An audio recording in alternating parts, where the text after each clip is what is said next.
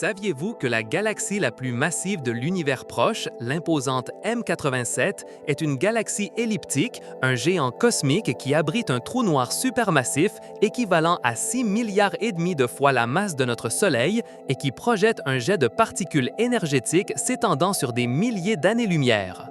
Ce colosse, comme beaucoup d'autres galaxies de son type, possède une histoire de formation violente et transformatrice, un récit de collisions cosmiques qui ont sculpté sa forme majestueuse et particulière. Son existence, sa structure et son apparence actuelle sont le résultat d'un processus d'évolution qui nous révèle des secrets fondamentaux sur l'univers et le destin de ses habitants galactiques. Comment ces mastodontes célestes, remplis de vieilles étoiles et dépourvus des bras spiraux qui caractérisent leurs cousines, les galaxies spirales, ont-ils émergé est l'une des questions les plus fascinantes de l'astrophysique moderne. Leur beauté énigmatique cache un récit de violence et de restructuration à l'échelle cosmique. Les galaxies elliptiques, à la différence des spirales, sont véritablement majestueuses dans leur simplicité. Elles sont dépourvues de structures délicates telles que des bras spiraux ou des disques définis. Leur apparence est celle d'une sphère ou d'un ellipsoïde aplati avec une distribution de lumière très douce qui diminue progressivement d'un noyau brillant vers leurs limites externes. La classification de Hubble, établie par Edwin Hubble il y a près d'un siècle, les désigne par la lettre E suivie d'un nombre allant de 0 à 7, indiquant leur degré d'aplatissement. Une E0 est parfaitement sphérique, tandis qu'une E7 est la plus aplatie, bien qu'elle ne soit jamais aussi plate que les disques des galaxies spirales. Cette classification est purement morphologique, c'est-à-dire basée sur leur forme observée. Cependant, leur morphologie est un reflet direct des processus qui les ont forgées. Lorsque nous examinons de près la composition stellaire de ces galaxies, nous trouvons une caractéristique distinctive. Elles sont dominées par de vieilles étoiles. Nous faisons référence à des populations stellaires qui se sont formées il y a des milliards d'années, souvent au début de l'univers. Ces étoiles sont typiquement plus rouges, ce qui confère aux galaxies elliptiques une teinte rougeâtre ou orangée, en contraste avec le bleuté des galaxies spirales où la formation stellaire active produit de jeunes étoiles massives de couleur bleue. La formation stellaire dans les galaxies elliptiques est minimale ou presque inexistante à l'heure actuelle. Cela est dû à la rareté du gaz froid et de la poussière, le matériau primordial nécessaire à la naissance de nouvelles étoiles. Contrairement aux galaxies spirales, qui possèdent de vastes réserves d'hydrogène et d'hélium dans leurs disques, les elliptiques abritent principalement du gaz chaud et diffus, détectable aux longueurs d'onde des rayons X, mais inutile pour la condensation stellaire. Ce manque de gaz froid et la prévalence de vieilles étoiles sont des indices cruciaux sur leur origine. Si les jeunes étoiles se forment à partir du gaz froid et que les galaxies elliptiques ont peu de gaz froid et peu de jeunes étoiles, alors leur processus de formation doit avoir épuisé ou expulsé ce gaz il y a longtemps. Les astronomes ont proposé deux scénarios principaux pour expliquer la genèse de ces structures cosmiques, chacun étant étayé par des preuves observationnelles et des simulations numériques. Le premier, et le plus largement accepté pour les galaxies elliptiques massives que nous voyons aujourd'hui, est celui des fusions de galaxies. Le second, celui de l'effondrement monolithique, est un modèle antérieur qui peut encore expliquer la formation de certaines des elliptiques moins massives ou certains aspects de la formation stellaire précoce. Considérons en détail l'hypothèse de la fusion de galaxies. Ce scénario postule que les galaxies elliptiques géantes, telles que la susmentionnée M87 ou la massive Centaurus A, ne sont pas nées ainsi. Elles sont en revanche le résultat final de collisions violentes et transformatrices entre deux ou plusieurs galaxies spirales ou même entre une spirale et une elliptique plus petite, sur des milliards d'années. Imaginez le ballet cosmique. Deux galaxies spirales, avec leurs disques rotatifs remplis d'étoiles, de gaz et de poussière, s'approchent inexorablement, attirées par l'immense force de la gravité. Lorsque la collision se produit, ce n'est pas un choc d'étoiles individuelles, car l'espace entre les étoiles est si vaste que les collisions stellaires directes sont extrêmement rares. Cependant, les champs gravitationnels des deux galaxies interagissent de manière spectaculaire. Les forces de marée déchirent les structures délicates des disques spiraux. Les bras se déforment, les nuages de gaz et de poussière se compressent et entrent en collision, déclenchant des flambées massives de formation stellaire. C'est ce que l'on appelle un starburst, une période de création intense et rapide de nouvelles étoiles qui peut durer de dizaines à des centaines de millions d'années. Par exemple, des galaxies comme HARP 220 sont des exemples frappants de fusions en cours qui connaissent des flambées stellaires massives. Dans sa phase la plus active, ARB 220 produit des étoiles à un rythme de centaines de masses solaires par an, un taux bien supérieur à celui de la Voie lactée qui produit environ une masse solaire par an. À mesure que les deux galaxies s'entrelacent, le gaz et la poussière qui étaient auparavant dispersés dans les disques sont acheminés vers le centre de la fusion, alimentant la formation stellaire et, de manière cruciale, les trous noirs supermassifs au cœur des galaxies. Cet afflux de matière peut activer les noyaux galactiques actifs ou AGN, les transformant en quasars extrêmement brillants ou en puissantes radiogalaxies comme Centaurus A qui montrent des preuves claires d'une fusion passée avec sa bande de poussière distinctive. Une fois qu'une grande partie du gaz a été consommée lors de la flambée stellaire ou a été expulsée par la puissante rétroaction des AGN ou des supernovas, la formation stellaire s'arrête brusquement. En même temps, les orbites des étoiles préexistantes et des étoiles nouvellement formées sont complètement aléatoirisées par la chaotique interaction gravitationnelle. Dans une galaxie spirale, les étoiles se déplacent sur des orbites ordonnées au sein d'un plan.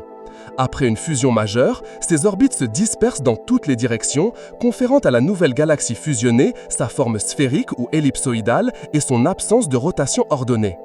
Le résultat final est une galaxie elliptique dominée par des étoiles vieilles et rouges avec très peu de gaz froid pour de futures formations stellaires et une cinématique stellaire désordonnée, ce qui se traduit par une dispersion élevée des vitesses. Il existe d'autres formes d'interaction environnementale qui contribuent également à la formation ou à l'évolution des galaxies elliptiques.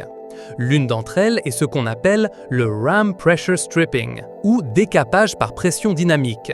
Lorsqu'une galaxie se déplace à grande vitesse à travers le gaz chaud et diffus qui remplit les amas de galaxies, la pression du gaz intergalactique peut arracher le gaz froid de la galaxie, la privant ainsi de combustible pour la formation stellaire. Ce processus ne transforme pas nécessairement une galaxie spirale en elliptique immédiatement en termes de morphologie stellaire, mais il éteint la formation stellaire, ce qui fait vieillir rapidement la galaxie et la déplace vers la séquence rouge sur les diagrammes couleur-magnitude où résident les galaxies elliptiques. La séquence rouge regroupe les galaxies avec peu ou pas de formation stellaire et des populations stellaires vieilles et rougies. Un autre mécanisme est le harcèlement galactique, ou harassment. Cela fait référence aux interactions répétées à basse vitesse entre les galaxies au sein d'un amas qui, bien que n'étant pas des fusions directes, peuvent perturber les orbites stellaires, dépouiller le gaz et transformer progressivement les galaxies spirales en elliptiques ou en lenticulaires, qui sont une sorte intermédiaire entre les spirales et les elliptiques, avec un disque mais sans bras spiraux proéminents. C'est un processus plus lent et plus progressif que les fusions majeures, mais tout aussi efficace dans les environnements denses. L'accumulation de petites fusions et le harcèlement cosmique peuvent construire des galaxies elliptiques sur des milliards d'années, pièce par pièce. Parlons maintenant du modèle de l'effondrement monolithique. Cette théorie, proposée dans les années 1960 et 1970, suggérait que les galaxies elliptiques se sont formées très tôt dans l'histoire de l'univers, à partir de l'effondrement rapide et simultané de vastes nuages de gaz.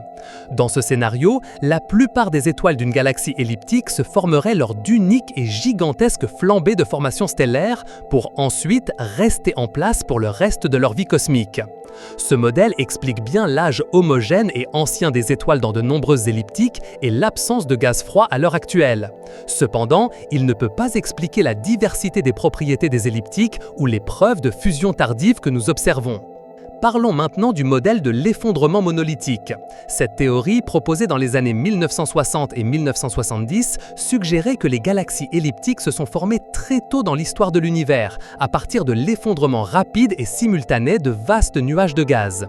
Dans ce scénario, la plupart des étoiles d'une galaxie elliptique se formeraient lors d'une unique et gigantesque flambée de formation stellaire pour ensuite rester en place pour le reste de leur vie cosmique.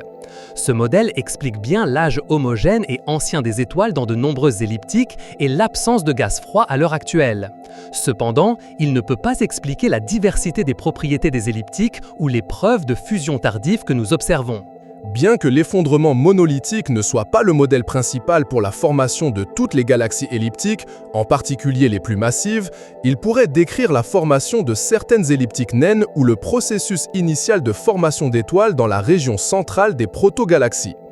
L'astrophysique moderne tend à considérer la formation des galaxies comme un processus hiérarchique, où les structures plus petites se sont formées en premier et ont ensuite fusionné pour construire des structures plus grandes. Un modèle qui s'aligne mieux avec le cadre cosmologique actuel du modèle standard qui inclut la matière noire et l'énergie. Cependant, toutes les galaxies elliptiques ne se forment pas de la même manière ou à partir de fusions de spirales identiques. On distingue les fusions humides et les fusions sèches. Les fusions humides impliquent des galaxies riches en gaz, typiquement des spirales, ce qui conduit à d'intenses flambées de formation d'étoiles et à la formation d'elliptiques avec des étoiles relativement jeunes et une plus grande métallicité. Les fusions sèches se produisent entre des galaxies qui ont déjà épuisé la majeure partie de leur gaz, comme des elliptiques déjà formées, et produisent des elliptiques encore plus massives mais avec peu ou pas de formation d'étoiles supplémentaires.